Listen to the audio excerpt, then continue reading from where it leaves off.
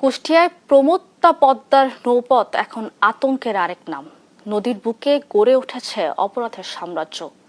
সন্ত্রাসীদের চাঁদাবাজি আর অস্ত্রের ঝনঝনানিতে নদীপথ হয়ে উঠেছে অনিরাপদ। মাঝে মাঝেই ঘটছে অপহরণের মতো ঘটনা।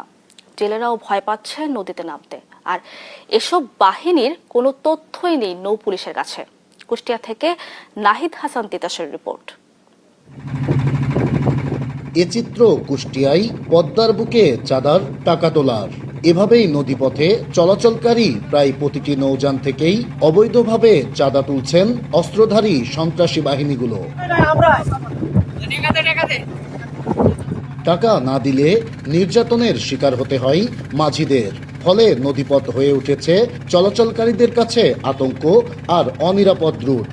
আমাদেরকে স্পিড বোটলে তেরে ধরে বিভিন্ন কথা অস্ত্র দেখায়, গুলি করে। আমরা চাঁদা দিয়ে আমাদেরকে বাড়াতে হয় এখান থেকে। আর যদি আমরা না করি তাহলে আমাদেরকে মারধর করে। আমরা বৈধভাবে মাল কিনতে আসি, ধরেন যে বালু 2 পয়সা পেটের দায় আসে, কিন্তু ওরা বিভিন্ন ভাবে হুমকি দেখে আমাদের মাইরে ধরে সবকিছু কিনে নেয়। পেটের দায় মাছ মারতে যায়, মাছ কাড়ি লাই, টাকা কাড়ি লাই, এরকম ভাবে মাঝে মাঝে মাইরে ফেল দেয়। শুধু তাই নয়, সন্ত্রাসী বাহিনীগুলোর হাত থেকে রক্ষা পায়নি সরকারের কাছ থেকে নদীপথ ইজারা নেওয়া ঠিকাদাররাও। তাদেরকেও দেয়া হয় হুমকি। ওরা যখন আমাকে ডাকে, আমাদেরকে দুজনকে ডাকার পরে ওনাদের কাছে দেখা যাচ্ছে অনেক কিছুই ছিল আমরা দেখতে পারি না, তবে আমাদের চোখটা ওরা বেঁধে ফেলে অনেক কথাবার্তা বলে তারপরকে বলে যে তোমরা আর ভাষণ তুলতে আসবে না।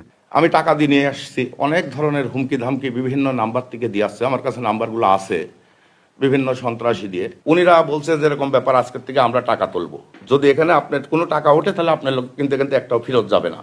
এদিকে পদ্মার বুকে সন্ত্রাসী বাহিনীগুলোর প্রকাশ্যে অস্ত্রের মহড়া ও চাঁদাবাজি চললেও এদের কোনো তথ্যই নেই নৌ পুলিশের কাছে।